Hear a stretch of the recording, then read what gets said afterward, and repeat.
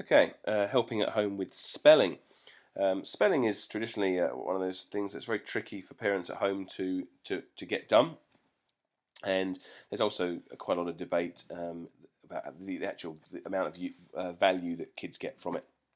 Um, but in the absence of any other writing from home, just the action of writing at home every day, pencil skills, thinking about how to break a word up into sounds, all of those are useful skills that can be applied in reading as well. And in the program that we run in my room at Eneglim, um, it's more about vocabulary as they get further up the levels. We're going to look at one of the lower groups today, but as they get up the higher groups, it's not so much about how to spell the words, it's more about learning and boosting their vocabulary, but also being able to spell those longer words by breaking them into syllables. And that's the main technique we use is syllabification, breaking words up into their component syllables or sounds. The program of spelling that we follow in my room, and I suggest you follow at home for homework spelling, is this lovely, easy to remember routine. Look, say, write, cover, write, check. If there was an acronym, I suppose it would be LUSWOOK, which is perhaps not very catchy. So the way it works is this. Here's the Newton spelling words for this week down the bottom. So first of all, we look at the word. We're looking at the word here, about. And then we say the word out loud, obviously about, because part of being able to spell the word is being able to say the word correctly. If you can't say the word correctly, you may well spell the word correctly. For example, if you've got a bit of a speech impediment and you say thanks instead of thanks, then it's going to be very hard to spell that word correctly if you're unable to pronounce it correctly. So saying the word out loud is actually a key part of spelling. So we say the word correctly first, we say about, and then we often encourage the kids to say it slower and to break it into its component syllables or sounds. So in this case it would be about. We do that sometimes, some teachers do it with a clap, so you clap out the syllables, about. And a speech therapist that I've worked with in the past has also said to tap the hand under the chin works quite well. So you clap every syllable every time the hand comes down, it indicates a new syllable. So as you open your mouth, you go and your hands come down, so that's one syllable, and then bout, it comes down again. So you feel your hand moving. Whatever works best for you, or for your child rather, but it's about getting them to say it slowly and to say the sounds of the word.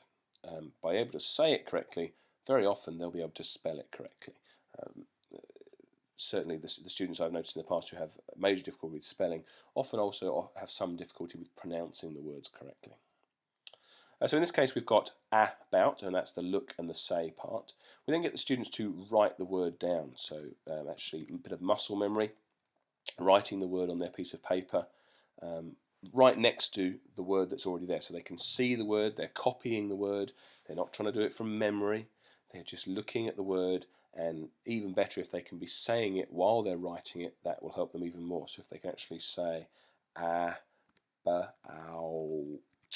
as they write the word on the piece of paper, it'll get them to make the links between the way the word looks, the way the word is written, and the way the word sounds, and that will certainly help them with their reading as well.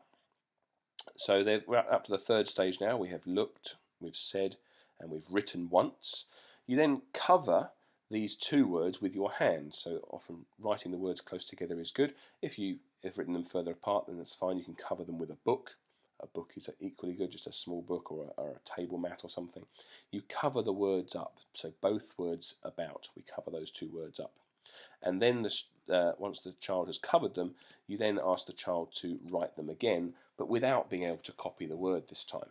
So they have to try and remember through the action of muscle memory and through the action of saying it out loud as they write the letters about, and hopefully they've got it right. The final step is to check that. They lift the mat up, they look at their spelling of the word that they've written the second time, they compare it to the spelling of the word the second time and indeed the first time, and if they've got it correct, they can give themselves a little tick, and they've got 1 out of 1. Then they would then go down and they would have a go at doing the next word. Look at the word, there it is, after. Say the word, after. Of course it's after, looks like after, so again pronunciation will aid them in recognising that word in the test. After, Breaking into syllables, after, the spelling of after as they write it out, then covering it up. Try writing it again without being able to see it. After, and then checking it and seeing if they spelt it right and giving themselves a tick if they did. It shouldn't take more than about 5 minutes each night to gradually work down this list for each one, following the same process. Look at the word, say the word together out loud, say the syllables together out loud, say the syllables slowly together out loud, write it while saying it, cover it up, write it again without being able to see it, and then check to see that they spelt it correctly. In the first day, they might well not get all of these correct. They might make 2 or 3 or 4 or 5 errors as they go down this list. On the second day of doing it, hopefully they make fewer errors. On the 4th or 5th day, they're hopefully getting them all correct. One extra thing that is often added in is if you get any of these wrong, parents will recommend that the child copies them out 5 times or 10 times, or perhaps even worse. I would say avoid that if at all possible. If you can follow this pattern every day with these words, I would be surprised if the student didn't know how to spell the 10 words by the end of the week. But if they do have problems spelling them by the end of the week, then certainly they could write them out maybe 2 or 3 times at max. I wouldn't go any more than that. It begins to become a painful process to get homework completed. The child is no longer enjoying it. It's taking 20 minutes rather than 5 minutes.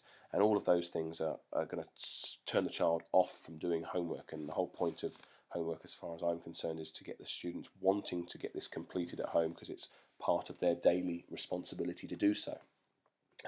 If it starts to become too hard a chore, or they're not getting any success with it, then we need to revisit about how we can make it more enjoyable for them. So just by going down this list once a day, following this very simple process, they can hopefully learn their 10 spelling words and achieve 8 or more out of 10 in the spelling test for their weekly bonus. Any questions about this, or indeed any aspect of the homework, please let me know. Thank you for listening.